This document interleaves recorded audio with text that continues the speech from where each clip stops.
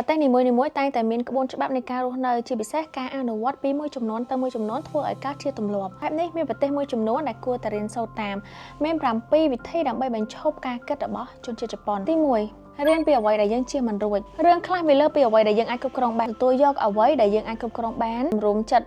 ដកអីដែលយើងមិនអាចគ្រប់គ្រងបាននឹងចេញហើយយើងផ្ដោតទៅលើអ្វីដែលយើងអាចធ្វើបានវិញ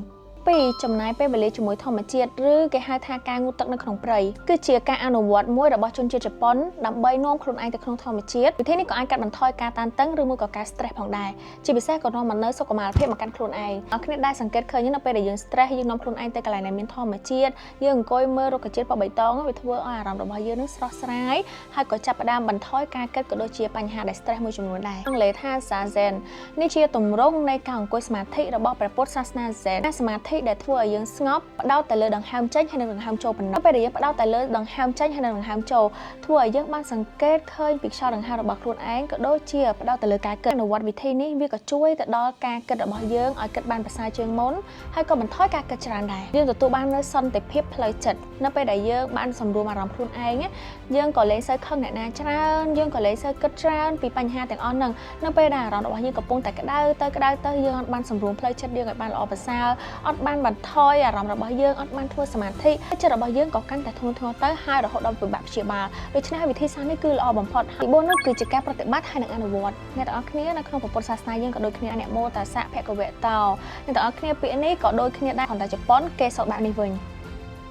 អាមីតាបូណាមោអាមីតាបូណាមោអាមីតាបូណាពេលដែលយើងបានសូត្រពាក្យនេះចេញមកយើងបានគិតអីទាំងអស់ហើយយើងផ្ដោតទៅលើតែធម៌មួយមុខនេះទេធម៌នេះផងដែរគឺជានាមរបស់ព្រះពុទ្ធហើយនៅពេលដែលយើងសូត្រធម៌នេះឡើងមកចុះឡើងនេះយើងបានផ្ដោតអីទេយើងផ្ដោតតែលើអារម្មណ៍របស់យើងហើយធ្វើយ៉ាងណាឲ្យខ្លួនរបស់យើងស្ងប់បែបនេះក៏អាចធ្វើឲ្យយើងរកនូវសេចក្តីស្ងប់ក៏ដូចជាជ្រះថ្លាក្នុងអារម្មណ៍ផងដែរមួយវិញទៀតរាល់ពេលដែលយើងចាប់ផ្ដើមនៅក្នុងការភាវនាធម៌ឬមួយក៏សូត្រធម៌អីផ្សេង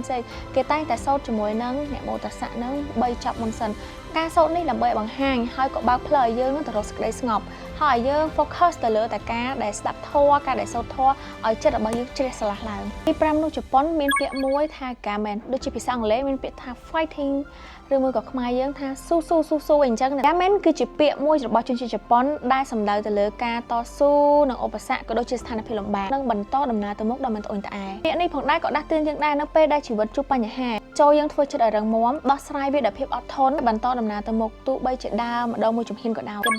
Ikebanaចាខ្ញុំមិនដឹងថាពាក្យនេះខ្ញុំប្រណម្យត្រូវអត់ទេអ្នកនរគ្នាប៉ុន្តែវាគឺជាពាក្យមួយរបស់ជនជាតិជប៉ុនដែលសំដៅទៅលើសិល្បៈនៃការតុបតែងផ្ការួមបញ្ចូលជាមួយនឹងការតុបតែងដើមស្លឹកផ្កាយ៉ាងស្រស់ស្អាតអ្នកនរគ្នាដឹងហើយធម្មតាការតុបតែងផ្កាឲ្យស្រស់ស្អាតត្រូវការយកចិត្តទុកដាក់ការអត់ធ្មត់អញ្ចឹងហើយវាប្រៀបដូចជាការសមាធិដែលផ្សារភ្ជាប់ធម្មជាតិដែលចាត់ទុកថាជាសិល្បៈរួមជាមួយនឹងការផ្ដោតអារម្មណ៍ដែរទិញផ្កាប្រហែលជាឃើញគេអ្នកដែលលក់ផ្កាយល់ពីអារម្មណ៍ហើយ concept របស់យើងហ្មងគេនឹងសួរថាទិញឲ្យមនុស្សបែបណាអ្នកធ្វើផ្កាគាត់ផ្ដោតអារម្មណ៍យ៉ាងច្បាស់តែម្ដងគាត់ផ្ដោតទៅលើអ្វីដែលស្រស់ស្អាតទេហើយអ្វីដែលអត់ស្រស់ស្អាតរញ៉េរញ៉ៃគឺគាត់កាត់ចេញតែម្ដងហើយនៅអ្វីដែលយើងមិនល្អយើងគួរតែកាត់ផ្ដាច់ចេញកុំឲ្យមានភាពរញ៉េរញ៉ៃនៅក្នុងជីវិតរបស់យើងបាប៊ីសាប៊ីមិនដឹងថាអានត្រូវឬក៏ខុសទេអធ្យាស្រ័យផងប៉ុន្តែវាគឺជាទស្សនៈមួយរបស់ជនជាតិជប៉ុនដែលទទួលយកភាពមិនល្អឥតខ្ចោះភាពមិនថិតថេរហើយនិងភាពមិនពេញលេញមានន័យថាជាការទទួលយកអ្វីដែលមិនថិតថេរមិនល្អឥតខ្ចោះគ្រប់រឿងនោះទេយើងទទួលយកបែបនេះយើងកាត់បន្ថយការគិតច្រើនបន្ថយសម្ពាធអារម្មណ៍ដែលចេះតែចង់បានអ្វីដែលល្អឥតខ្ចោះ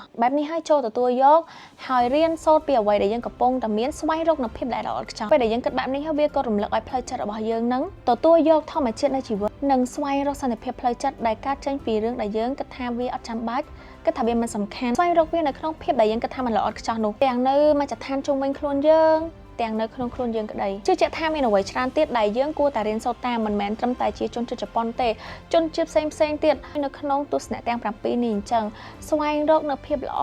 ពីក្នុងអ្វីដែលយើងគិតថាមិនល្អឥតខ្ចោះទាំងខ្លួនយើងក្តី